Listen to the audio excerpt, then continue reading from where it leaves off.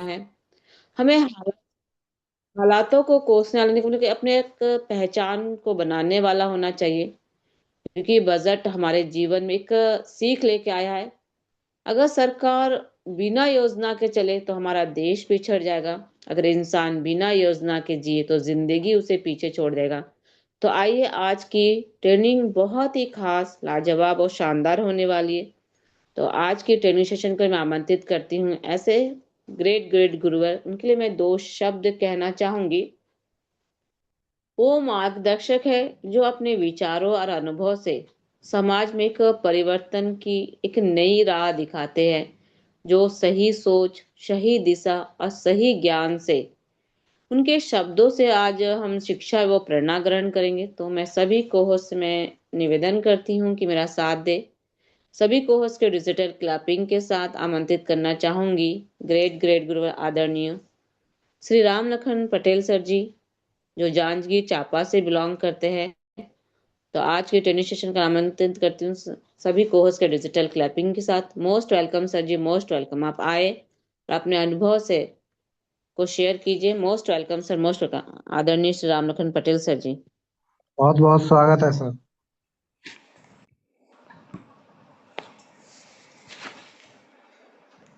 Welcome sir, welcome welcome. धन्यवाद। आज के जबरदस्त मंच को संचालन कर रही हमारी मातृशक्ति श्रीमती अनीता शाह मैम को बहुत बहुत दिल से अभिनंदन कि आपने हमेशा इस मंच को नई गति प्रदान की है मैम, इसके लिए दिल से अभिनंदन। साथ में परमपिता परमेश्वर की असीम कृपा से हम लोग सब एक साथ गुरुकुल में विराजमान हैं और भारत की आर्थिक दूसरी आज़ादी के महानायक श्री के.डी. प्रस्थापन सर और इस मुसीबत घड़ी में साथ देने वाली ऐसे मातृशक्ति श्रीमती शरीना मैम को दिल से अभिनंदन, चरण वंदन। और हमारे इस गुरुकुल में विराजमान सभी ग्रेट गुरुवर, मातृशक्ति, पुरुष शक्ति, सबको दिल से अभिनंदन, चरण वंदन। साथियों, आज का दिन हमारे लिए लाजवाब है और आप जितने भी विराजमान हैं, सबसे निवेदन है कि आप लोग अपने जो भी जान पहचान, इष्ट मित्र, सगे साथी हैं, सबको इनवाइट कीजिए, क्योंकि आप लोगों को बेहतरीन न्यूज़ हमारे नाग सर के माध्यम से मिलने वाला है, जिनका हम लोग बरसों से इंतज़ार कर रहे थे। वो ज़बरदस्त न्यूज़ आप लोगों के सामने आएंगे। तब तक के लिए मैं आप लोगों को अहम बिंदुओं के ऊपर में मैं कुछ आप लोगों से चर्चा करना चाहूँगा कि व्यक्ति और देश के विकास के लिए हमारी जो भविष्य तय करता है वो होता है आम बजट। और आम बजट को सही व्यक्ति तक के पहुंचाना या उसको समझना या समझाना, ये बड़ी लोगों में कन्फ्यूज़न रहते हैं, क्योंकि हमारी जो अर्थव्यवस्था जो बनता है वो बजट से बनता है। तो मैं ज़्यादा देर ना करते हुए मैं कुछ सिलेबस की ओर मैं आगे बढ़ना चाहूँगा कि 2026-27 हमारी जो सत्र है, इस सत्र में हम सबके लिए क्या क्या कितना फंडिंग किया, इस संबंध में मैं आप लोगों से चर्चा करूँगा और आप लोग इसको ध्यान से आप लोग जानने की प्रयास करेंगे, क्योंकि मैं हालांकि 3 टॉपिक लेने वाला था, लेकिन 3 टॉपिक पूरा नहीं होने के कारण मैं जो है आप लोगों के बीच में 2 ही टॉपिक पे मैं आऊँगा और हो सकता है कल आप लोगों को विशेष मुद्दा के साथ में आऊँगा साथ ही। तो कोई को होस्ट बताएंगे कि मेरा स्क्रीन जो है क्लियर दिख रहा है सबको? Yes yes yes. जी जी, धन्यवाद साथियों। ये हमारी भारत की अर्थव्यवस्था 2026-27 विकसित भारत की ओर हम लोग आगे बढ़ रहे हैं साथियों। इसमें हम लोगों को 2 तारीख की हमारी जो हमारे देश के वित्त मंत्री श्रीमती सीतारमण सिंह मैम जो है इस बजट को रखा है। इस बजट में आप लोग देख रहे हैं कि मुख्य रूप से हमारी जो बजट है वो बजट है साथियों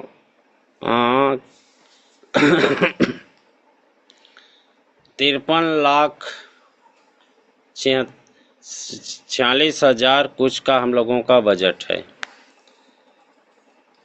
आंकड़ा को विशेष ध्यान दीजिएगा, 53 लाख करोड़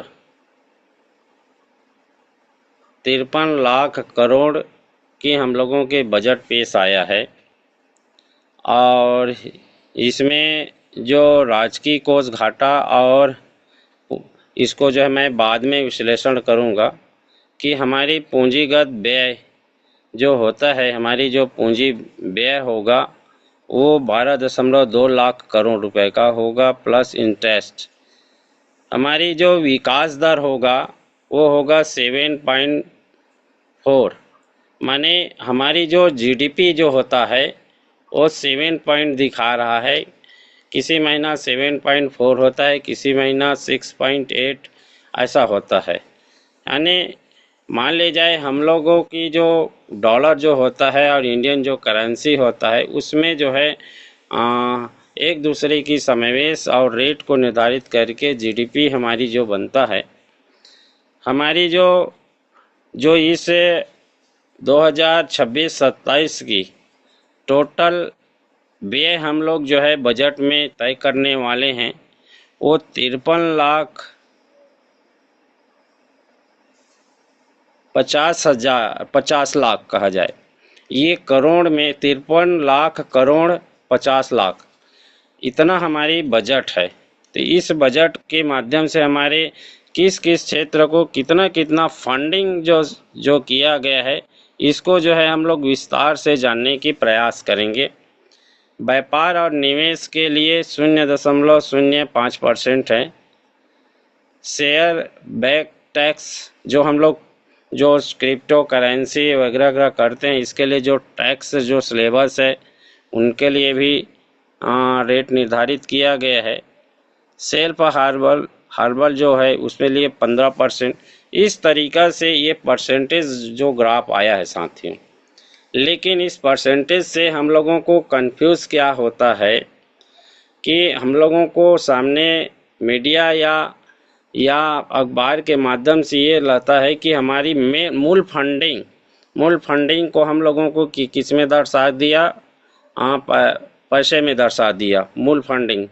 लेकिन जो अलग अलग फंडिंग अलग अलग सेक्टर के लिए जो होता है उसको जो है परसेंटेज में नहीं दिखाता, उसको क्या है सीधा रुपए में कन्वर्ट करके दिखाया जाता है। और इसलिए यहाँ पे कंफ्यूज होते हैं लोग कि मान ले जाए, मैं एग्जाम्पल के लिए बोलूँ को मान ले जाए मान ले जाए छोटे व्यापारियों के लिए 100 करोड़ रुपए ऐसे बोला जाता है। लेकिन अगर उसे बजट के माध्यम से अगर देखा जाए, परसेंटेज ग्राफ अगर देखा जाए तो बहुत छोटा रहता है साथियों। इसलिए हम लोगों को परसेंटेज प्लस रुपए के आवंटन की ओर हम लोग आगे बढ़ना चाहेंगे।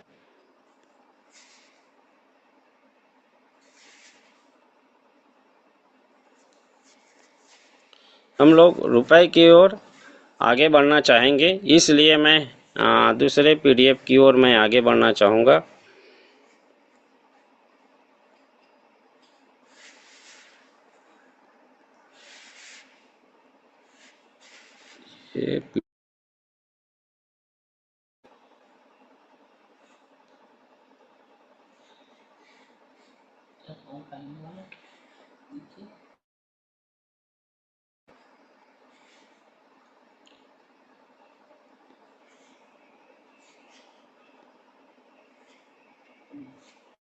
ये देखिए साथियों, ये हमारी परसेंटेज में हम लोग पहले समझते हैं कि किन किन विभागों को कितना कितना हम लोगों को फंडिंग किया है। डिफेंस रक्षा मंत्रालय जो हमारे देश के सुरक्षा के लिए हमारे बॉर्डर पे हमारे देश के सुरक्षा जो सेना है वो रहते हैं, उनके लिए 7.84% जो है रखा गया है।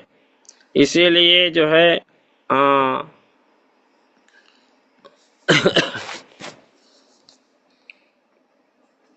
ये आप लोग सब लोग देख रहे होंगे, जो रोड मिनिस्ट्री है, जो रोड के लिए अपन को रखा गया 3.15 लाख, और रूरल डेवलपमेंट मिनिस्ट्री है उसके लिए 2.73%। इसके बाद में अपने जो है हर विभाग की हम लोगों को दिया गया है। इसमें आप लोग चाहें तो स्क्रीनशॉट ले सकते हैं। लेकिन इस परसेंट से क्या होता है कि हमारी बजट की जो राशि है वो राशि जो है क्लियर दिखाई नहीं देता साथियों। इसलिए अगर विस्तार से हमको जानना है तो मैं एक और पीडीएफ की ओर आप लोगों को अग्रसित करता हूं, जो आप लोगों को ज़्यादा समझ में आएगा।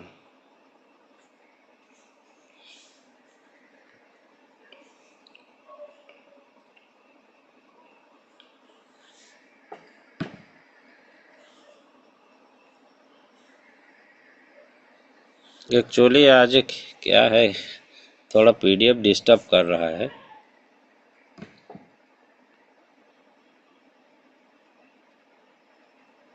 ये देखिए साथियों, यहाँ पे परसेंट भी है और आपको जो है पेमेंट का भी पता चलेगा।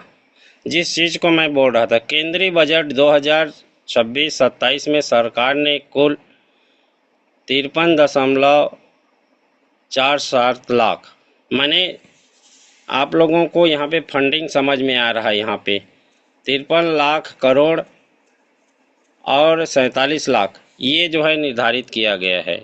इसमें जो है हमारे संशोधित है पूंजी जो लग रहा है 7.7% पूंजी लग रहा है, जिसको बढ़कर जो है 12.2 लाख करोड़ रुपए की जो पिछले जो हमारी जो जीडीपी था उसमें बढ़ोतरी हुआ है। 3.1% हमारा जीडीपी था, उसको जो है अभी इस बार जो है 7.7% हमारी जीडीपी बना है।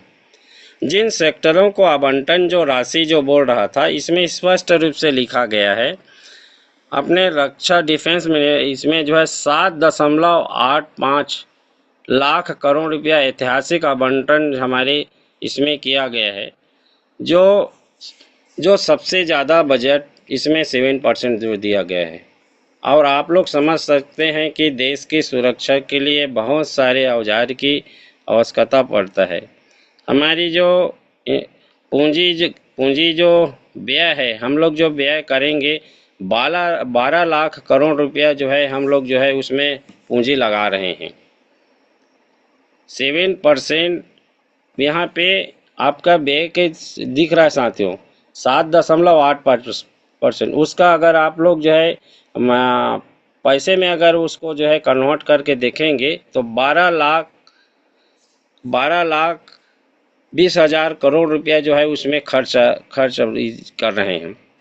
इसी में हमारे जो है एजुकेशन, हमारे सबसे बड़ी जो है क्षेत्र जो होता है एजुकेशन होता है, जिससे हम लोगों की भविष्य तय होता है। एजुकेशन में हमारा जो है 1.39 लाख करोड़ रुपया लगता है। देखिए, एजुकेशन के संबंध में मैं आप लोगों से बोलना चाहूँगा कि 53 लाख करोड़ रुपए जो है हमारी बजट है। 53 लाख करोड़ में हमारी जो है एजुकेशन के लिए 2%, 1.5% भी हमारी एजुकेशन के लिए देश में हम लोगों की खर्च नहीं होता। और आप सबको मालूम है कि एजुकेशन आज सबके लिए बहुत ज़रूरी चीज़ है।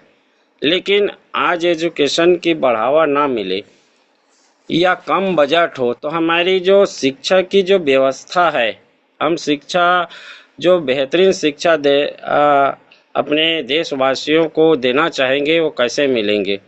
इसीलिए कारण है साथियों कि हमारे जो प्राइवेट सेक्टर के जो एजुकेशन सेंटर है वो बहुत ज़्यादा जो है लोगों को फीस की सामना करना पड़ता है।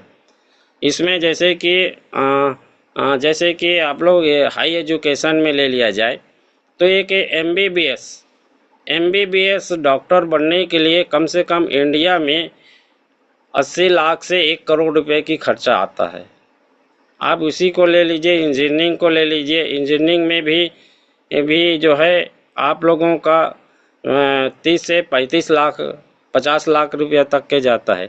तो इस सेक्टर में सरकार को विशेष ध्यान देना चाहिए कि शिक्षा स्वास्थ्य के ऊपर में सबसे ज़्यादा बजट हमारी आना चाहिए, लेकिन यहाँ पे नहीं आते हैं, कम बजट आते हैं।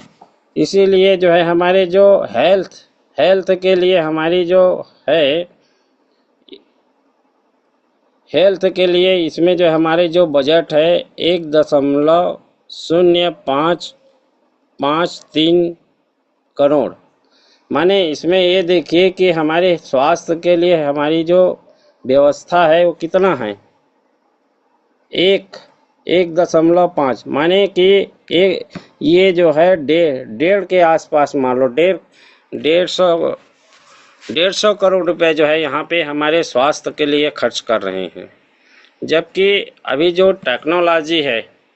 टेक्नोलॉजी के अगर देखा जाए स्वास्थ्य विभाग में अगर किसी का किडनी ट्रांसप्लांट करना है तो इस पर जो है हार्ट की जो पेशेंट है उसके लिए प्राइवेट अगर हॉस्पिटल में जाते हैं तो 2.5 से 5 लाख रुपया लगते हैं। तो इतनी, जैसे कि हमारे देश में आयुष्मान कार्ड है, आयुष्मान कार्ड में एक व्यक्ति को 5 लाख रुपए तक के ट्रीटमेंट करने की सुविधा रहता है। अगर आज की महंगाई में देखा जाए तो 5 लाख रुपये कुछ नहीं है। तो ये हम लोगों के बीच में है साथियों।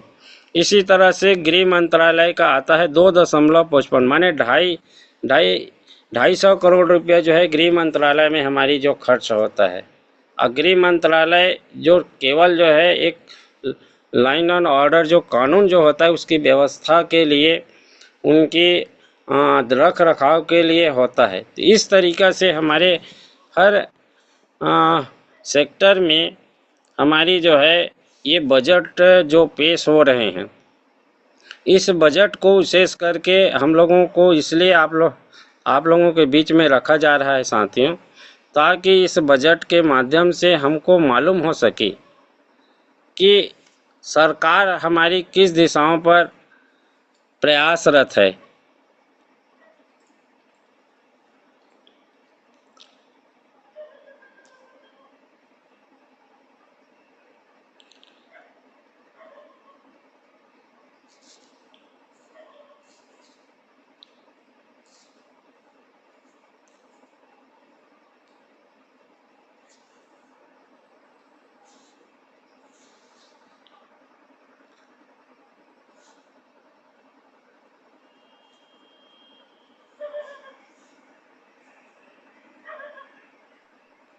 पटेल सर, आपकी आवाज बंद हो गई है।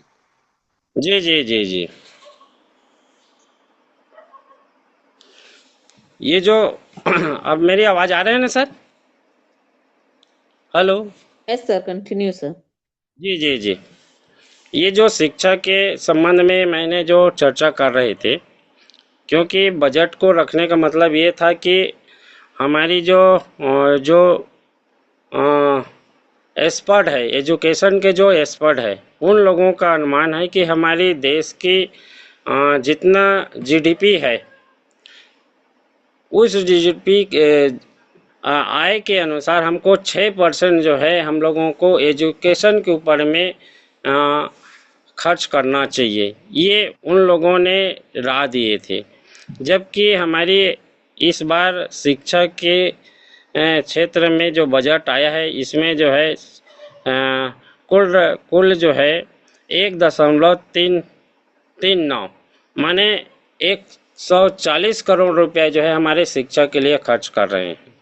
लेकिन किस फंड के लिए खर्च कर रहे हैं, अगर इसका विस्तार से अगर जाएंगे तो इसमें जो है जो शिक्षा की जो बढ़ावा दिया गया है, कुछ नए मेडिकल कॉलेज का है और कुछ जो डिस्ट्रिक्ट में गर्ल्स लोग हैं उनकी हॉस्टल के लिए है, और कुछ जो है जो विदेश में जो हमारे देश के जो बच्चे जो बाहर विदेश पढ़ने जाते हैं उनके लिए है। यानी कि थोड़े इतने बजट में माने जो उनकी जो क्राइटेरिया है उस क्राइटेरिया को सीमित किया गया है। अगर इसी को पूरे आप लोग आंकलन करके देखें 53 माने 53,000 करोड़ रुपया में यहाँ पे जिस सेक्टर में लोगों की भविष्य बनना है और इस सेक्टर के लिए मात्र जो है हमारे पास 140 करोड़ रुपए जो है यहाँ पे आवंटन किया गया। तो मुझे ऐसा लगता है कि ये बहुत छोटी रकम है, क्योंकि आज जो जीडीपी अगर हम लोग देखते हैं, एजुकेशन की ग्राफ जो देखते हैं साथियों, वो एजुकेशन की ग्राफ जो है काफ़ी जो है लो स्थिति में है। आप लोग आंकलन कीजिए कि एक क्लास 1 से लेके क्लास 12 तक के, जबकि एजुकेशन की शुरुआत जो है 10th से स्टार्ट होता है। अगर फ्यूचर जो बनता है वो 10 से स्टार्ट होता है, तो क्लास 1 से लेके अगर 10 तक के भी अगर हम लेते हैं तो वहाँ तक के अगर खर्च अगर हम लोग अगर आंकलन करें तो यहाँ पे सिंपल भी अगर हम लोग करते हैं कि एक साल में अगर हम 20,000 की ही बजट रखते हैं तो 10 वर्ष में साथियों इनकी मोटी रकम हो जाता है, इतनी बड़ी मोटी रकम हो जाता है।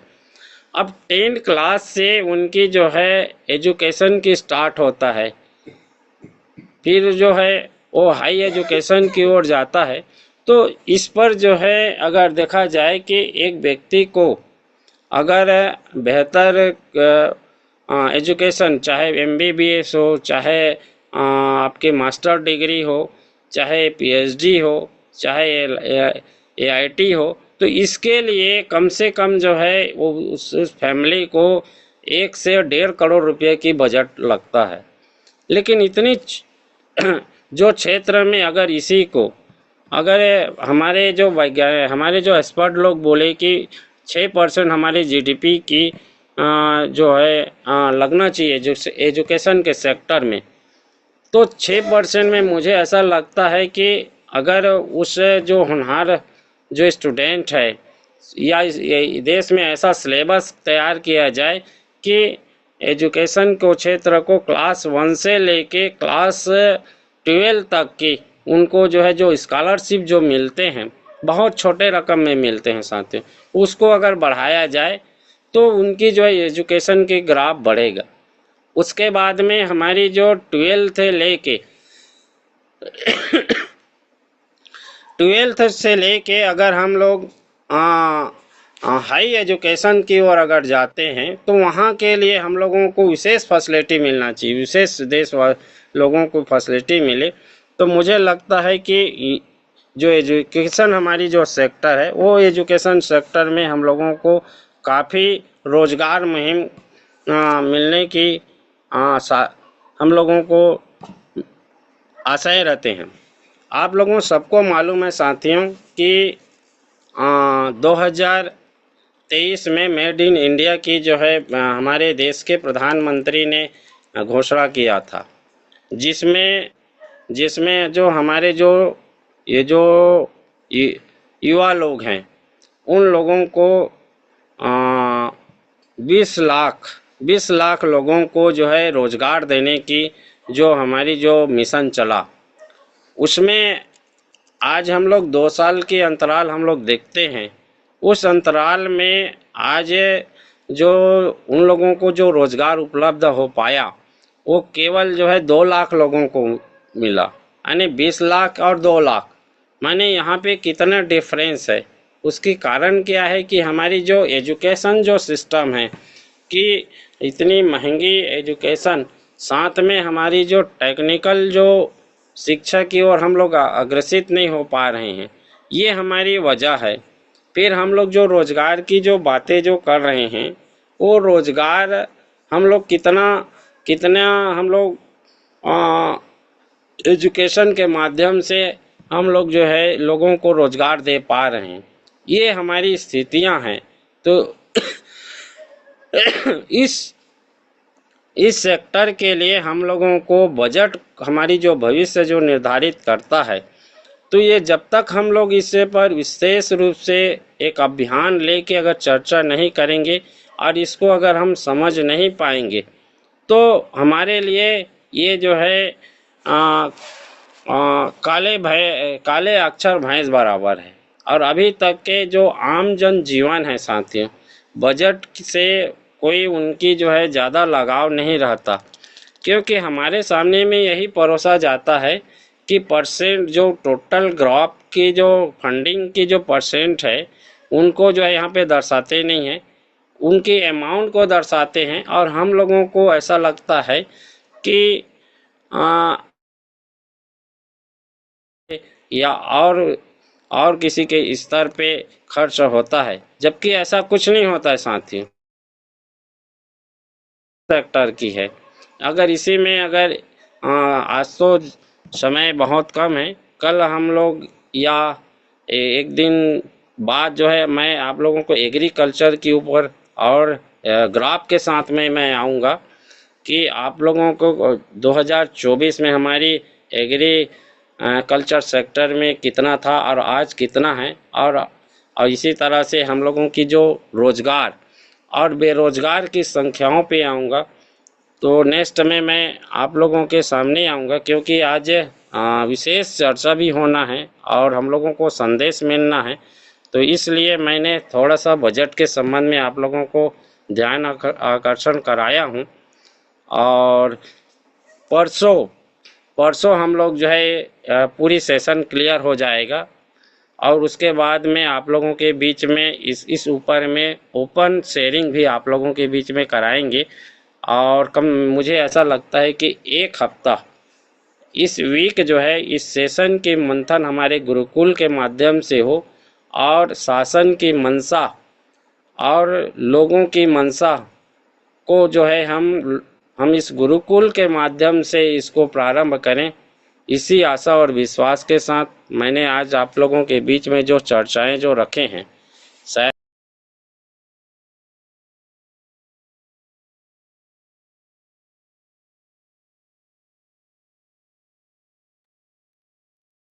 बहुत बहुत धन्यवाद सर जी। आपने शानदार तरीके से आज ट्रेनिंग सेशन के माध्यम से आपने बजट के ऊपर सभी बातों को, जो जो महत्वपूर्ण बातें थी जैसे शिक्षा, स्वास्थ्य, रोजगार, कृषि, सभी पॉइंट के ऊपर एकदम बारीकियों से आज बताए। क्योंकि बजट एक विकसित भारत का सपना होता है, जहाँ योजना सोच से बनती है और सोच विकास में बदलती है। क्योंकि विकसित भारत वही है जहाँ शिक्षा को एक ऊंचा स्थान मिले, स्वास्थ्य के लिए इतना मजबूत हो कि हमारा बजट, क्योंकि हर भारतीय इसमें सक्षम होगा जब गरीब बच्चा पढ़ भी पाए और हर व्यक्ति का स्वस्थ हो, तभी वो भारत सच में एक सशक्त और विकसित भारत कहलाएगा। तो बहुत बहुत धन्यवाद करते हैं। तो आज के ट्रेंड से हमें यह सीख मिलती है कि भारत की अर्थव्यवस्था आगे बढ़ सकती है, तो हम क्यों नहीं, अगर देश प्लान बनाकर चल सकता है तो हमें भी अपने नेटवर्क मार्केटिंग में क्यों ना एक सही ढंग से, एक सही प्लान से हम अपने कार्य को करें। तो बहुत बहुत धन्यवाद करती हूँ। आगे बढ़ती हूँ स्पेशल स्पीच की पार्ट के लिए। तो स्पेशल स्पीच के पार्ट के लिए आमंत्रित करना चाहूंगी ग्रेड ग्रेड संचालक, उनके लिए दो शब्द कहना चाहूंगी।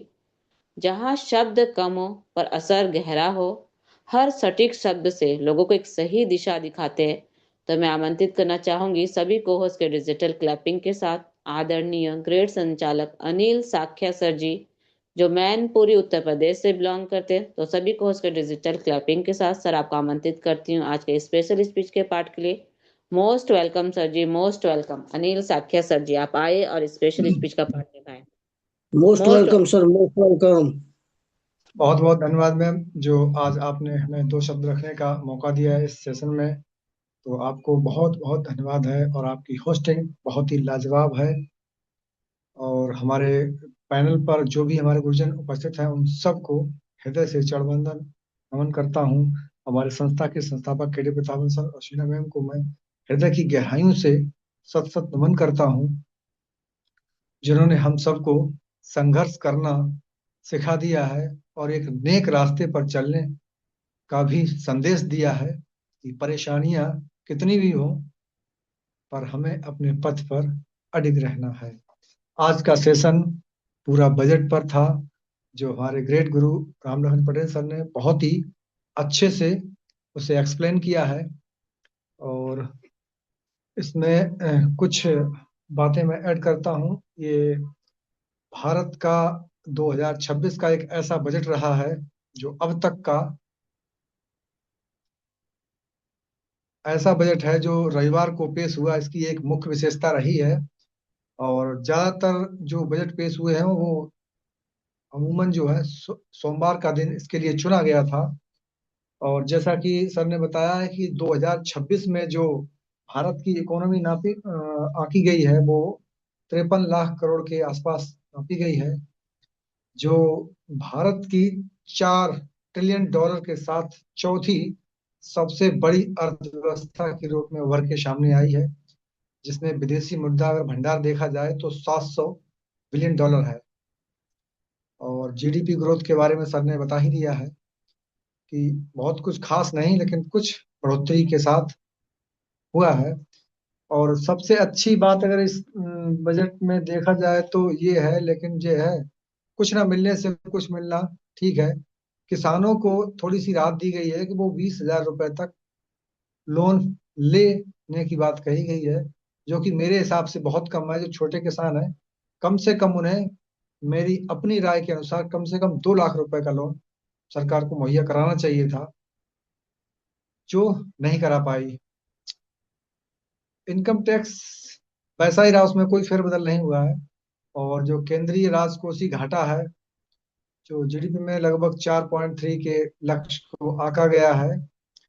और सरकार हर बार नए कुछ प्रोजेक्ट लाती है, और उसके तहत 20 नए राष्ट्रीय जलमार्ग, 5 नए एक्सप्रेस वे और 7 हाइब्रिड रेल कॉरिडोर जो कि सरकार की स्कीम में शामिल है। और एक जो है नेशनल फाइबर स्कीम जो है टेक्सटाइल उद्योग के लिए, सरकार ने इस पे थोड़ा फोकस किया है। और सेमीकंडक्टर के लिए ISM 2.0 की शुरुआत की है, जो स्वास्थ्य और प्रौद्योगिकी के क्षेत्र में लगभग 40,000 करोड़ रुपए इसके लिए आवंटित किया गया है। और एक भारत में अभी योजना चल रही है सबसे तेज अगर है तो MSME, जिसे कहा जाता है लघु और मध्यम उद्योग। इसके लिए सरकार ने 10,000 करोड़ रुपए का फंड रखा है। और अगर कुछ अच्छा हुआ है तो ये है 7 दुर्लभ बीमारियों के लिए जो दवाएं हैं वो सरकार ने सस्ती कर दी है, मतलब उस पे एक्साइज ड्यूटी जो है घटा दी है।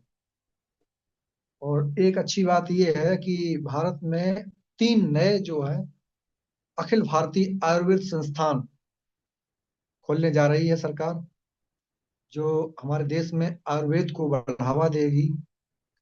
ये एक अच्छी पहल है। और 3 नए जो है रेयर अर्थ मेटल कॉरिडोर, जो कि छत्तीसगढ़, केरल और उड़ीसा में होने जा रहे हैं। इनका उद्घाटन बहुत ही जल्द होगा, जो सरकार ने अपने बजट में रखा है। इसमें से 4 जो खनन यानी कोयला क्षेत्र में है कॉरिडोर है।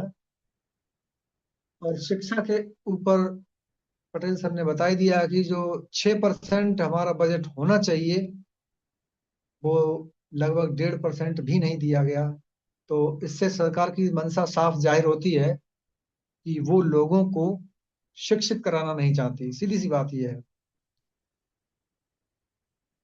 शिक्षा के नाम पर केवल गोलमोल घुमाया जा रहा है और कुछ नहीं। क्योंकि यदि आदमी शिक्षित होगा तो वो सरकार से सवाल करेगा। इसलिए शिक्षा के क्षेत्र में बहुत उन्नति नहीं है। हालांकि एक छोटी सी किरण है, जो इंडियन इंस्टीट्यूट ऑफ डिजाइन सरकार खोलने जा रही है मुंबई में, जो उच्च शिक्षा के संबंधित है। और एक अच्छी बात यह है, जो उच्च शिक्षा प्राप्त करना चाहती हैं गर्ल्स, उनके लिए गर्ल्स हॉस्टल की स्थापना सरकार का ऐसा कहना है कि मैं हर जिले में एक खोलने की कहा गया है। क्या होता है तो समय बताएगा। और दिव्यांग सहारा योजना जो है AI के माध्यम से जो कृत्रिम अंग बनाए जाते हैं, जो दिव्यांगजन हमारे भारत में हैं उनके लिए ये राहत की बात है। कि जो कृत्रिम अंग बनेंगे वो एआई के माध्यम से बनेंगे, तो उन्हें ज्यादा राहत मिलेगी। और थोड़ा एक पॉइंट और है, असम, अरुणाचल प्रदेश, मिजोरम, त्रिपुरा को बुद्धिस्ट सर्किट की स्थापना के लिए नॉर्थ ईस्ट में लगभग 4,000 इलेक्ट्रॉनिक बसें चलाई जाएंगी, जिससे पर्यटन को बढ़ावा दिया जाएगा, जिससे विदेशी मुद्रा भंडार हमारे देश में थोड़ा बढ़ेगा जरूर, क्योंकि पर्यटन अगर सरकार बढ़ाएगी तो मुद्रा भंडार विदेशी बढ़ेगा जरूर। और कैंसर की जो 17 दवाएं हैं लगभग, वो सरकार ने सस्ती कर दी हैं। ये आम जीवन में सभी को फायदा पहुंचाने वाली बात है, और कुछ खास नहीं है। बजट में वही ढिलमुल रवैया हमेशा की तरह अपनाया जाता है। बजट आने से पहले बहुत हवा भरी जाती है, यहाँ बजट आ रहा है, कुछ मिलने, पब्लिक को मिलने की आशा रहती है केवल, और ये आशा में ही सिमट जाता है, धरातल पर कुछ नजर नहीं आता है। और इसी के साथ हम अपनी वाणी को यही विराम करेंगे। मुझे बोलने का मौका दिया, इसके लिए मैं आपका बहुत बहुत आभारी हूँ। सो थैंक यू मैम, धन्यवाद। बहुत बहुत धन्यवाद सर जी। आप आए और बहुत ही शानदार तरीके से अपने स्पेशल स्पीच का पार्ट रखा। आपने भी बजट में किन चीजों पे कमी है, जिस तरह बजट की सबसे बड़ी कमी आपने बताई, शिक्षा, स्वास्थ्य, किसान, रोजगार को प्राथमिकता नहीं मिली, क्योंकि सरकार को ध्यान बढ़ा करके हमें भविष्य को मजबूत करना चाहिए कि जिस बजट में इंसान की पढ़ाई, सेहत और काम को सुरक्षित ना हो, तो उस बजट को विकसित भारत की और मजबूत करने की जरूरत होगी। तो हमारा भारत तभी बड़ी एक अर्थव्यवस्था उभरेगा जब इन क्षेत्रों पर सरकार का ध्यान जाएगा। तो आपने बहुत ही हर कमी को आपने पॉइंटों के माध्यम से बताया, इसमें दिल से आपका धन्यवाद करती हूँ। आगे बढ़ती हूँ शेयरिंग पार्ट की ओर। तो शेयरिंग पार्ट के लिए आमंत्रित करना चाहूंगी, उनके लिए भी दो शब्द करना चाहूंगी, जिनके कलम, जिनकी आवाज बन जाती है और जिनके शब्द समाज को एक दिशा दे जाती है। तो सभी को होस्ट के डिजिटल क्लैपिंग के साथ सर को आमंत्रित करती हूँ। आदरणीय अरविंद चतुर्वेदी सर जी, जो वीर भूमि महोबा से बिलोंग करते हैं। तो सभी को होस्ट के डिजिटल क्लैपिंग के साथ सर आपको आमंत्रित करती हूँ आज के शेयरिंग पार्ट के लिए। Most welcome sir ji, most welcome. आप आए और आज के शेयरिंग पार्ट को निभाए। आदरणीय Arvind Chaturvedi sir ji. Thank you ma'am, thank you, बहुत बहुत धन्यवाद मैम आपको। और वेलकम मेरी सर, वॉइस आ वेलकम। रही है ma'am? Yes sir, continue sir, आ रही है। Thank you ma'am, thank you, thank you sir, thank you, thank you all of you. बहुत बहुत धन्यवाद आपका जो मुझे पैनल पर बोलने का मौका दिया मैम, इसके लिए दिल से धन्यवाद देता हूँ। आज बजट पर चर्चा हुई। बजट होता क्या है? सबसे पहले तो हम आपको सभी को ये समझना होगा कि बजट होता क्या। आज हमारे रामलखन पटेल सर ने जो ट्रेनिंग में बजट पे बात रखी है, बहुत अच्छी लगी। बजट होता क्या है? बजट एक योजना होती है, संभावित योजना। उस योजना को तैयार किया जाता है कि हम इसके अनुसार से इस वर्ष, इस वित्तीय वर्ष में हम इतना खर्च करेंगे। उसको लिस्टेड किया जाता है, उसी को हम बजट कहते हैं। ये बजट बनता कैसे है, ये भी बहुत समझने वाली बात होती है। बजट जब हम बनाते हैं तो कोई भी व्यक्ति हो तो अपने सोर्स ऑफ इनकम को देखता है। जो उसके पास सोर्स ऑफ इनकम होती है उसको मिलाकर, और या उसकी जो योजना बनी है उसमें अगर वो बड़ा करना चाहता है तो उसमें वो कर्ज भी सम्मिलित होता है। ये बहुत बड़ी बात समझनी होगी हमें आपको कि हमें, हमारे यहाँ आमदनी कितनी है और हम खर्च कितना बड़ा करते हैं। जब हम इस चीज को एनालिसिस करते हैं तब जाके हमें समझ में आता है कि क्या है ये बजट क्या चीज है। आज हमारे देश का बजट 53 लाख करोड़ रुपए। बड़ी गौर से सुनना सर, आप सभी लोग बड़ी गौर से। 53 लाख करोड़।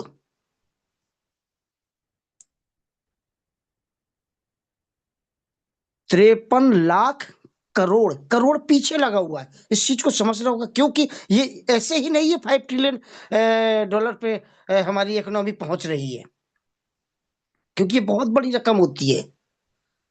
हम महज अपने शब्दों से कह जरूर लेते हैं, लेकिन ये बहुत बड़ी रकम होती है। 53 लाख करोड़ से ऊपर हमारा बजट है। और आमदनी हमारे पास कितनी है? आमदनी हमारे पास कुल 35.3 लाख करोड़। मोटा मोटी आप समझे कि 35 लाख करोड़ रुपए की हमारे पास आमदनी है। अब बाकी जो पैसा आएगा वो कहां से आएगा? लगभग 16-17 लाख करोड़,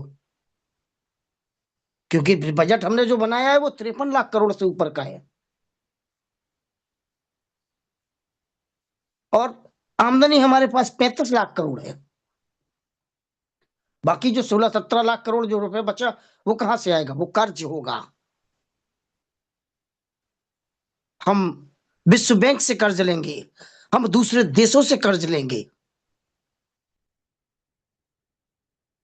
वो उसमें शामिल होता है। तब जाकर के हम अपने 1 साल के जो रूपरेखा बनाते हैं उसे बजट कहते हैं। और मैं इतना जरूर बताना चाहूंगा आप सभी को, क्योंकि हमारे साथ में हमारे लिए जो मूलभूत सुविधाएं होती हैं उन पे खर्च कम होता है। जैसा सर ने बताया था कि कहाँ कितने परसेंट कैसा क्या खर्च होता है, तो जरा मैं भी बताना चाहूंगा एक छोटा सा आंकड़ा अपनी समझ के अनुसार से, कि सबसे बड़ा पैसा कहाँ जाता है हमारे बजट का। हमारे बजट का 36 से 37%, बहुत बड़ी रकम होती है। 36 से 37% वित्त मंत्रालय को जाता है। वित्त मंत्रालय में बहुत सारे काम होते हैं, दूसरे राज्यों के लिए पैसा भेजना, बांटना, उसी उन्हीं में आता है। आगे जो योजनाएं बनाई जाती हैं, पैसा कैसे छापा जाता है, कैसे क्या बनाया जाता है, ये देश की अर्थव्यवस्था को संभालने के लिए वो वित्त मंत्रालय काम करता है। तो वहां पे ये सबसे बड़ा पैसा हमारा जाता है। उसके बाद दूसरा बड़ा पैसा जाता है हमारा रक्षा बजट में। इस बार रक्षा बजट 7,84,000 करोड़, लाख करोड़, 7,84,000 लाख करोड़, ये रक्षा बजट है। सड़क परिवहन 3 लाख 3 लाख करोड़ के ऊपर है। रेलवे 2,81,000 करोड़ के ऊपर है। गृह मंत्रालय 2,55,000। गृह मंत्रालय जो हमारे सभी राज्यों में आपदाएं आती हैं, और गृह मंत्रालय से संबंधित जितने भी कार्य होते हैं वो हमारे गृह मंत्रालय करता है। और जो आज रामलखन पटेल सर ने जो बात बताई एक शिक्षा के ऊपर, वाकई हमारे देश में हमारी शिक्षा को के प्रति बहुत कम खर्च होता है। हालांकि ये छोटी रकम नहीं होती है। आज हमारे देश में शिक्षा पर 2.6% खर्च होता है। ये 2.6%, अब आप मान के चलिए ये 1,39,000 करोड़ रुपए होता है।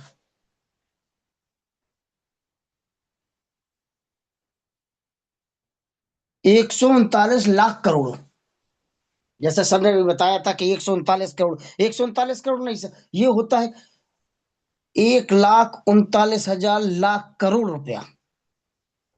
ये बहुत बड़ी रकम होती है। लेकिन जिस हिसाब से हमारा देश बड़ा है, जिस हिसाब से हमारी जनसंख्या बड़ी है, जिस हिसाब से हमारा पैसा जो अन्य विभागों में जो खर्च होता है वो शिक्षा के प्रति कुछ नहीं है। आपने देखा होगा इस चीज को, गौर किया होगा आप सभी ने। हालांकि मैं थोड़ा सा समय जरूर लूंगा कि गौर किया होगा आपने देश कि दूसरे देशों में रिसर्च होती है, हमारे यहाँ रिसर्च तो पैसा कम खर्च किया जाता है। हम सभी लोग आध्यात्म के ऊपर ज्यादा ध्यान देते हैं, लेकिन हमारे देश के जो नेता होते हैं शिक्षा पे खर्च नहीं करते हैं, स्वास्थ्य पे खर्च नहीं करते हैं, कृषि पर खर्च नहीं करते। कृषि से मुझे याद आया, कृषि पर बहुत बड़ा खर्च नहीं होता है, जितना आज शिक्षा पे खर्च हुआ है उतना देश की कृषि पर खर्च हुआ है, बहुत कम, जो कि आज बहुत कम है। हमारी सरकारें हमारी सरकारें हम जैसे लोगों को, आम लोगों को, भाई देखिए, जिससे जो 5% के लोग होते हैं वो बेचारे, वो तो उनके पास तो पैसे की कमी होती नहीं है, वो तो हर प्रकार की सुविधा उपलब्ध करा सकते हैं अपने आप को। लेकिन जो गरीब आदमी होता है, आम आदमी होता है, मिडिल क्लास का होता है, उसके लिए क्या? कुछ नहीं। उसके लिए यही है कि शिक्षा, स्वास्थ्य और कृषि।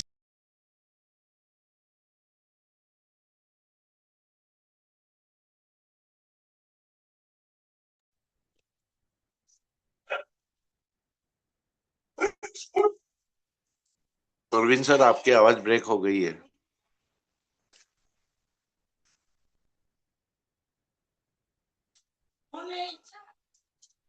हाँ सर, मेरी आवाज शुरू हो गई सर? हाँ sir, continue sir. Thank you ma'am. दोस्तों, जैसा कि मैं कह रहा था कि जैसा शिक्षा पे 2.6% और कृषि पर 2.6%, बहुत ही कम है। सर टाइम का विशेष ध्यान दो, टेस्टिमोनियल में आए हो। Sorry sir.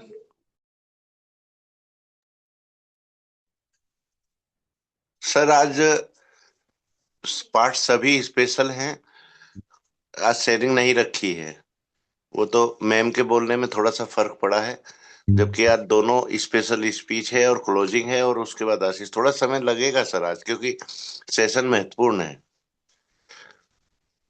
सर मैं अपने अपने शब्दों को बस यहीं पर समेटते हुए मैं इतना ही कहना चाहूंगा दोस्तों, कि हमारे देश में जितनी भी सरकारें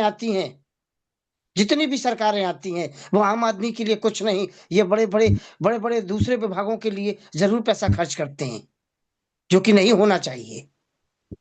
तो आज एक चीज और भी कहना चाहूंगा, जो कि आज ट्रेंड चल रहा है, आपने देखा होगा, बहुत ही जोरों से वायरल हो रहा है, यूजीसी। और ये हमारे बजट में भी यूजीसी देखने को हमें मिलती है। ये बहुत बड़ी बात है दोस्तों, ये हमें बहुत गौर से देखना होगा, क्योंकि ये यूजीसी जो है, वो यूजीसी का यूज हमारे बजट में ही होता है। आपने देखा होगा, एमएसएमई एमएसएमई हमारे उद्योग के लिए, उद्योगों के बढ़ावा के लिए दिया गया है। लेकिन आपने देखा होगा अन्य क्षेत्रों में, जैसे कृषि क्षेत्र हो गया, शिक्षा क्षेत्र हो गया, और विश्वास क्षेत्र हो गया, उसमें भी आपने देखा होगा एसटी वर्ग के लिए कितना पैसा खर्च, कितनी सब्सिडी आती है, कितनी छूट आती है। लेकिन दोस्तों, कोई भी सरकार सामान्य के लिए उतना खर्च नहीं करती है। और वैसा ही इस बार भी बजट में है, बजट में देखने को मिला है। और इस चीज को भी बड़ी गौर से देखना होगा हमें, आप सबको, कि हम सब के साथ में सरकार किस तरह से धोखा करती है, कहां कहां बड़ा पैसा खर्च करती है। बस इतना ही कहना चाहूंगा, अपनी वाणी को विराम देना चाहूंगा। और जो भी अगर मुझसे कोई गलती हुई हो, उसके लिए मैं क्षमा चाहता हूं। मैं आप सबका दोस्त अरविंद चतुर्वेदी, मैं अपनी वाणी को विराम देना चाहता हूँ। Thank you ma'am, thank you. Back to host. जय जय हायरेज, लव यू हायरेज। बहुत बहुत धन्यवाद सर, आप आए और बहुत ही शानदार तरीके से आपने पाठ को निभाया। सर दिल से आपका धन्यवाद करती हूँ। आपने भी बजट क्या होता है पूरे बारीकियों से बताया। तो मैं आगे बढ़ती हूँ, क्लोजिंग पार्ट किया। तो क्लोजिंग पार्ट के लिए ऐसे ही ग्रेट ग्रेट संचालक को आमंत्रित करना चाहूंगी, जो अपने शब्दों से को केवल बोलते ही नहीं, उन्हें उन्हें जिम्मेदारियों के साथ निभाते हैं, जहाँ हर शब्द एक दिशा देता है और हर विचार एक बदलाव लाता है। तो सभी को होस्ट ने निवेदन करती कि मेरा साथ दे, सभी को उसके डिजिटल क्लैपिंग के साथ आमंत्रित करना चाहूंगी ग्रेट ग्रेट संचालक राजकुमार मुखर्जी सर जी, जो छत्तीसगढ़ से बने हुए। सर आप आए और आज के शानदार सेशन के क्लोजिंग पार्ट को निभाए। Sir ji most welcome, sir ji most welcome. राज मुखर्जी सर जी। बहुत बहुत धन्यवाद मैम जी, वेलकम जो कि आपने मुझे आज के इस गुरुकुल में 2 शब्द रखने का मौका दिया, इसके लिए आपको धन्यवाद। और आपकी होस्टिंग सदैव लाजवाब रहते हैं। और आज आप का जो होस्टिंग है बहुत ही लाजवाब है। आज हमारे माननीय हमारे great leader Ramlakhan Patel sir ji training के रूप में हमें जो हमारे देश के जो बजट है, इस बजट के बारे में विस्तृत रूप से हमें जानकारी दिए। हर एक पहलू को हमें बहुत ही सरल तरीके से समझाने की कोशिश किए और उन्होंने हर क्षेत्र में जो बजट में हमें जो मिले हैं, इन सारे चीज़ों को गंभीरता से हमें जानकारी दिए। इसके लिए आपको धन्यवाद है सर, सैल्यूट है आपके जो ज्ञान है उनको। साथियों, हमारे स्पेशल स्पीच में अनिल साकिया सर जी भी आए। उन्होंने भी साथियों बहुत ही सार तत्वों को हमें जानकारी दिए और हमारे जो चतुर्वेदी सर जी आए, उन्होंने भी बहुत कुछ जानकारी दिए। साथियों, हमारा जो बजट है 53 लाख करोड़, 53 लाख करोड़ का जो बजट है वह एक खर्च है। और जो खर्च में हमारे देश का जो इनकम है वह 35.3 लाख करोड़ का है आय। और यहाँ पे जो अगर हम उसको माइनस करें तो 18 लाख करोड़ बचता है, वह हमारे देश का जो है कर्ज है। और इस कर्ज की पूर्ति हमारे देशवासियों को ही करना पड़ता है, चाहे वो जिस रूप में करना पड़े। और एक चीज है साथियों,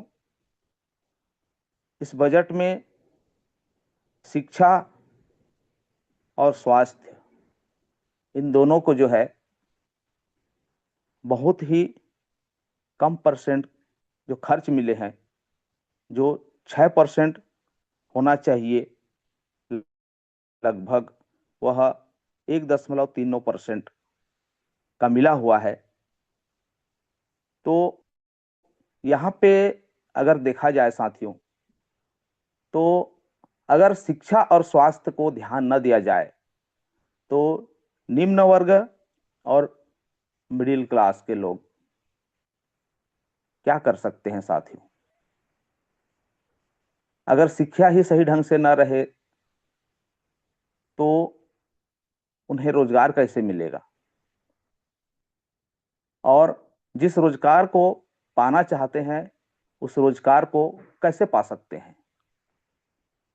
क्योंकि उन्हें उस तरीका से शिक्षा ही नहीं मिलेगा। इसीलिए आज हमारा जो निम्न वर्ग है और मध्यम वर्गीय जो हमारे व्यक्ति हैं, वो उन शिक्षाओं से वंचित रह जाते हैं। अपने खर्च के अनुसार, अपने आय के अनुसार उसको पूरा नहीं कर पाते और जो चाहते हैं वह कर नहीं पाते। इसीलिए साथियों,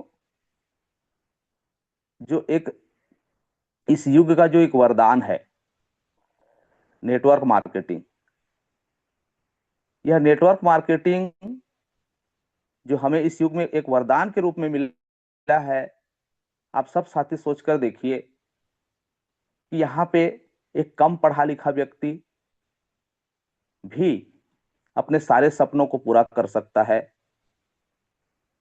अपने आप को एक ऐसे जगह में रख सकता है जो कि एक पढ़ा लिखा व्यक्ति, एक अच्छे जो शिक्षा प्राप्त करने वाला व्यक्ति जो चाहता है और जो करता है, वह एक कम पढ़ा लिखा व्यक्ति भी अपने इस नेटवर्क मार्केटिंग के माध्यम से अपने सपने पूरा कर सकता है, अपना आय निश्चित कर सकता है। इसीलिए जो आज का यह जो बिजनेस है नेटवर्क मार्केटिंग, हम उन सभी साथियों के लिए एक वरदान साबित होने जा रहा है साथियों। और हमें इस बात को विशेष ध्यान देना चाहिए कि नेटवर्क मार्केटिंग में हम जो सफलता प्राप्त कर सकते हैं, एक सरल ढंग से, एक सरल तरीका से, एक सरल माध्यम से, और साथ साथ नेटवर्क मार्केटिंग में हम उन सभी साथियों का भविष्य उज्जवल कर सकते हैं, जो साथी जो है अपने आप को कभी चाहते हैं कि हम भी कुछ कर सकें, अपने जज्बा को दिखाते हुए, अपने सपनों को पूरा करते हुए नेटवर्क मार्केटिंग के जरिए एक मिडिल क्लास के व्यक्ति एक ऐसे जगह प्राप्त कर सकता है साथियों, उस जगह को अगर वह चाहे तो एक पढ़ा लिखा व्यक्ति भी प्राप्त नहीं कर सकता। इसीलिए नेटवर्क मार्केटिंग की ओर हमें विशेष ध्यान देना चाहिए। और आज सभी साथियों को नमन बंदन, जो कि आप सभी का जो ज्ञान है हमें इस गुरुकुल से मिला। साथ में हमारे ऐसे महान सोच के धनी माननीय केडी प्रथापन सर और माननीय सरीना मैम, आपको सैल्यूट है मैम, जो कि आपकी जो एक सोच ने हमें इन सभी बातों को सोचने के लिए विवश कर दिए कि सच में नेटवर्क मार्केटिंग जो है एक ऐसा बिजनेस है जो कि सबसे अलग है, अद्भुत है, अनोखा है, और हर व्यक्ति अपने आप को, अपने सपनों को इस सोच से, इस नेटवर्क मार्केटिंग बिजनेस से पूरा कर सकता है। तो साथियों, आज हमारे सभी साथियों द्वारा बहुत ही हमारे जो बजट के विषय है, इस विषय के बारे में हमें बताने की जो कष्ट किए, जो कृपा किए, इसके लिए हम सभी साथियों को धन्यवाद करते हैं। साथ ही हमारे जो ऐसे सोच के धनी हैं माननीय केडी प्रथापन सर और सरीना मैम, इनके सोच को सैल्यूट करते हैं, जो एक ऐसा पहल, एक ऐसा कदम उठाए हैं और उस राह पे चलकर अनेक व्यक्ति अपने जीवन सुधार कर सकते हैं, अपने जीवन को बहुत आगे उठा सकते हैं। तो मैं राजकुमार मुखर्जी, महासमुंद छत्तीसगढ़, आप सभी साथियों को नमन बंदन करते हुए मैं अपने वाणी को यहीं पे विराम देता हूं। और आज के हमारे होस्ट माननीय हमारे मातृशक्ति अनीता साहब मैम से विशेष अनुरोध है कि आइए मैम, आप गुरुकुल को कंटिन्यू करिए। Welcome ma'am. बहुत बहुत धन्यवाद सर जी, आपने बहुत ही शानदार तरीके से क्लोजिंग पार्ट को निभाया और ट्रेनिंग के ही महत्वपूर्ण पॉइंटों के बारे में अपने एक पॉइंट के बारे में बताया, इसलिए आपका दिल से धन्यवाद करती हूँ। नेटवर्क मार्केटिंग में जिस तरह से आपने बोला कि शिक्षा और स्वास्थ्य पर ध्यान देना बहुत ही जरूरी है, क्योंकि तभी हमारी पीढ़ियां मजबूत होगी और हमारा भारत एक सशक्त भारत बनेगा। तो इसलिए बहुत बहुत धन्यवाद करती हूँ। आगे बढ़ती हूँ आशीष वचनों की, जो हमारे लिए बहुत ही महत्वपूर्ण होता है। तो आशीष वचनों से हम आशीर्वाद लेना चाहेंगे। 2 शब्द कहना चाहूंगी, जिनके शब्द आशीर्वाद बनकर दिलों तक पहुंचते हैं और जिनकी वाणी हर मन को एक ऊर्जा और विश्वास से भर देती है। तो ग्रेट ग्रेट गुरुवर आदरणीय नरेश नाग सर जी, जो महासमुंद्र छत्तीसगढ़ से बिलोंग करते हैं। तो सभी को से मैं निवेदन करती हूँ कि मेरा साथ दे। सभी को होस्ट के डिजिटल क्लैपिंग के साथ आमंत्रित करना चाहूंगी आदरणीय नरेश नाग सर जी, जो महासमुंद्र से बिलोंग करते हैं। Most welcome sir ji, most welcome. आप आए और आशीष वचनों से हमारे बीच रखे सर जी, मोस्ट वेलकम। सबसे पहले तो सॉरी, वेलकम। सबसे पहले क्षमा चाहता हूँ। थैंक यू मैम, अनीता साहब मैम, आज की होस्टिंग लाजवाब, और समय भी हो चला 10:02 हो चला है। ज्यादा नहीं बोलना चाहूंगा। सभी पार्टिसिपेंट को ढेर सारी शुभकामनाएं, और तमाम मातृशक्तिगण को और गुरुकुल को और हम सबके माता पिता, आप सबों के माता पिता, सभी के गुरुजनों को, और साथ में हमारे केडी प्रथापन सर, सेना प्रथापन मैम को दिल से सैल्यूट। जय हरीश, जय भारत। साथियों, आज सब कुछ आपने सुना, मैं दोहराऊंगा नहीं, सब कुछ लाजवाब रहा। और मैम ने जब टेस्टिमोनियल बोल दिए तो मैंने बीच में ब्रेक किया था हमारे चतुर्वेदी सर को, क्योंकि वो मेरे प्रिय हैं, मैं उनका बोलने का मुझे हक बनता है। तो चतुर्वेदी सर, कोई दिक्कत नहीं, सॉरी। और रही बात, आज थोड़ा सा खुशियां जाहिर होना चाहिए। आपने ग्रुप में देखा होगा हमारे केडी प्रथापन सर बाहर निकल चुके हैं। सबको आज का अनम्यूट दिया जाए और एक बार जयकारा लगाया जाए जय हरीश का। और हमारे केडी प्रतापन सर बाहर आ चुके हैं। आप लोग जो भी प्रार्थना करते हैं, आपका प्रार्थना जो है सफल रहा है, और भविष्य में भी प्रार्थना कीजिएगा। आज हमारे बजरंग बली का वार है। जय जय हरी, जय जय हरी, जय हरि, जय हरी, भोलेनाथ, जय जय हरि, भोलेनाथ, जय हरि, जय जय हरी। की असीम कृपा की वजह से, प्रार्थना की वजह से हिंदू, मुस्लिम, सिख, ईसाई जो भी मजहब को हम मानते हैं, सबका प्रार्थना, सबका प्रेयर, सबका अल्लाह ताला, सबको मैं दिल से स्वागत करता हूँ। जिन्होंने भी रिक्वेस्ट किया, अर्जी लगाया, सबको मैं दिल से स्वागत करता हूँ। कल जैसे भी होता है साथियों, स्नान करके हो, जैसे भी बनता है, जैसे भी पूजा अर्चना करते हैं, तो जरूर 1 मिनट जरूर ब्लेसिंग कीजिएगा हमारे केडी प्रतापन सर के लिए, श्रीना प्रतापन के लिए, क्योंकि बहुत जल्द साथियों हम हाईरिच के साथ जयकारा फिर से पुनः लगाएंगे। और स्पेशल थैंक्स गुरुकुल और मातृशक्तिगण को, और हमारे बैक सपोर्ट में रहने वाले हमारे नन्हे मुन्ने प्यारे बच्चे को। और थैंक्स बोलना चाहूंगा हमारे कुलदीप सर को, क्योंकि वो नहीं रहते तो हम भी नहीं रहते, और हम नहीं रहते तो आप और हम सब नहीं रहते, कहीं ना कहीं बिछड़ चुके होते, इधर उधर भटक रहे होते। तो सबका साथ रहा है, आप लोगों का अहम योगदान रहा है, जो लगातार लगातार पैनल को 3-3 टाइम आपने मिस नहीं किया, इसके लिए हम आपका स्वागत करते हैं। और धन्यवाद देना चाहूंगा कि इतना, क्योंकि हम जब मैम को कॉल किए थे तो मैम थोड़ा सा व्यस्त थी, और उसके बाद हमने मुनावर सर को कॉल किया तो वो भी व्यस्त बताए, लेकिन हमने इधर उधर करके जुगाड़ किया। और कुलदीप सर से भी मैसेज आ गया था, तब से भी हम लोग भी प्रयास किए थे, क्योंकि मुनावर सर उसी समय मुझे कॉल किए थे, तो मैंने उस समय थोड़ा सा ट्रेवल में था तो उठा नहीं पाया था। तो फिर रिप्लाई जैसे किए तो सारी जानकारी दिए, और बहुत सारे जगह से भी आना चालू हो गया था। तो हमारा एक ही विश्वास होता है, सभी जगह विश्वास करते हैं, लेकिन साथ में विश्वास के साथ एक भरोसा चिपका रहता है। और भरोसा को क्लियर करने के लिए साथियों, आपने हमेशा सुना होगा, इधर से सब कुछ क्लियर हो जाने के बाद हम लोग मैम को कॉल करते हैं, और मैम के जुबानी ही सुनते हैं, तब जाके हम उसको क्लियर करते हैं।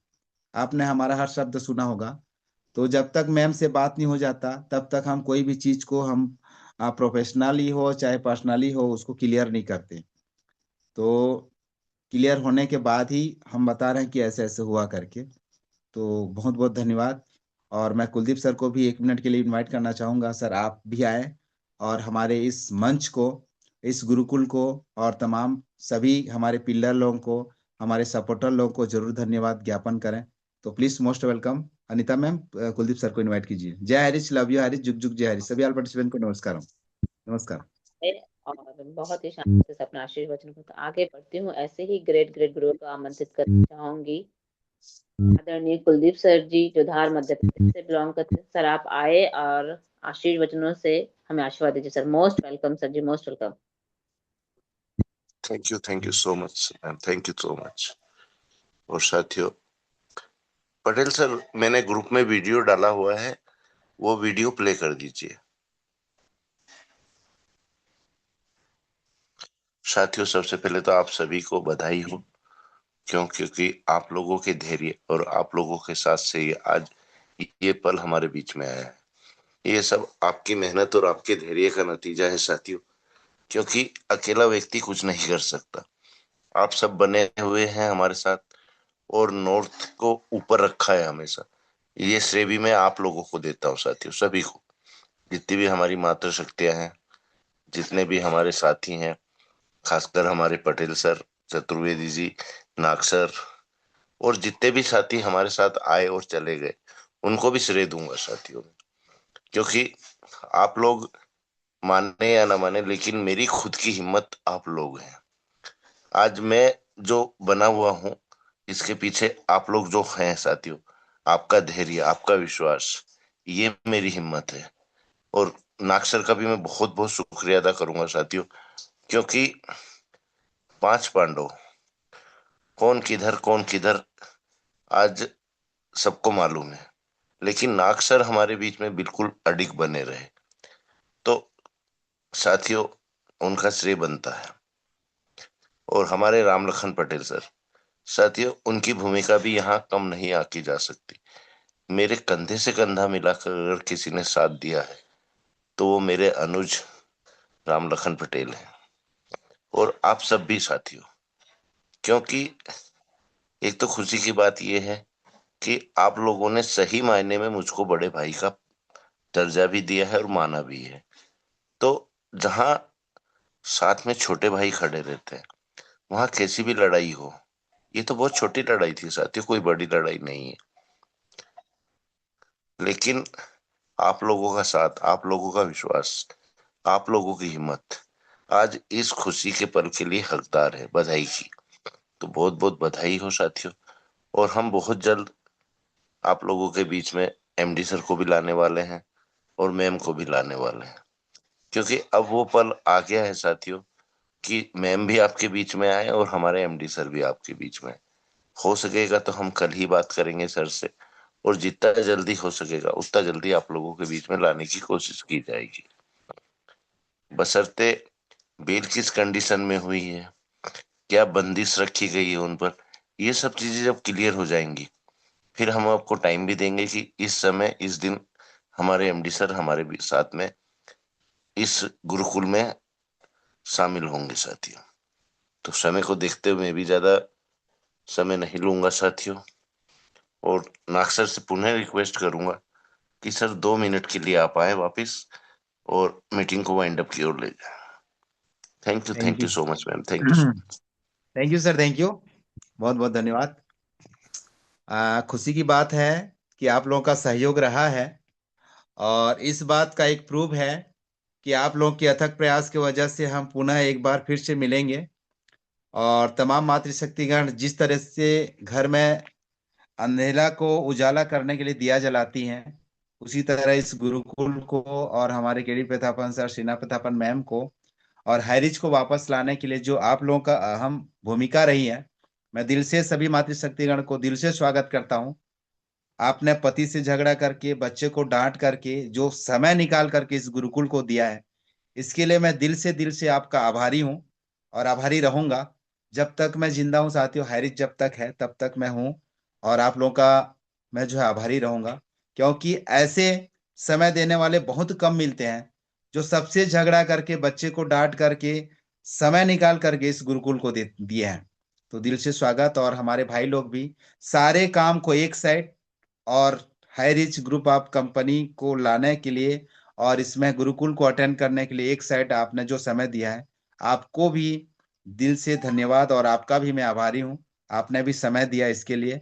और सभी को जिनका नाम भी नहीं ले पाया हूँ, क्योंकि आप मेरे दिल में हैं और आपको डांटने का, आपसे डांट खाने का मुझे पूर्ण अधिकार है, और मैं चाहता हूं कि आप भी मुझे डांटें और मेरा भी शब्द सुने। हम मिल करके हम सब भाई बहन आगे बढ़ें। और पुनः एक बार जयकारा लगाते हुए आज का सेशन को यहीं पर क्लोज करूंगा, और पुनः नए वर्जन के साथ, नए शब्दों के साथ कल मॉर्निंग में पुनः एक बार मिलते हैं और हम चर्चा करेंगे। जैसे कुलदीप सर बोले, कल चर्चा करेंगे हम लोग, सारी कंडीशन क्लियर होने के बाद हम प्रस्ताव रखेंगे कल शाम को, उसके बाद सारी जानकारी आपको क्लियर होगा। ओके गाइस, नमस्कार, जय Harish, love you Harish. Thank you ma'am, most welcome ma'am. Anita ma'am, आपका स्वागत है। बहुत बहुत धन्यवाद सर जी, बहुत ही शानदार तरीके से आज का सेशन समाप्त। एक तो बजट के ऊपर था और सर के बेल होने के कारण, इसलिए मैं सभी को दिल से धन्यवाद करती हूँ, क्योंकि खुशियाँ बांटने से बढ़ती है। जो दूसरे को खुश कर सके वही सच्चा सुख होता है। तो आज हमें जो दो चीज मिले, समाज और जीवन में खुशियों के हम हमेशा हमारे जिंदगी में आए, इसलिए आज की मीटिंग को मैं समाप्त करती हूँ, समय हो चुका है। तो हाईरिच के सभी पार्टिसिपेंट का मैं दिल से गहराई से धन्यवाद करती हूँ कि अपना पार्ट और अपना जो समय गुरुकुल को देते हैं। तो सभी को मैं दिल से जय बहुत हरीश, जय जय हरीश, जय हरीश, जय जय जय हरीश, हरी जय हरी जय हरी जय जय हरी हरीश, जय जय हरीश, जय जय हरी जय हरीश, जय जय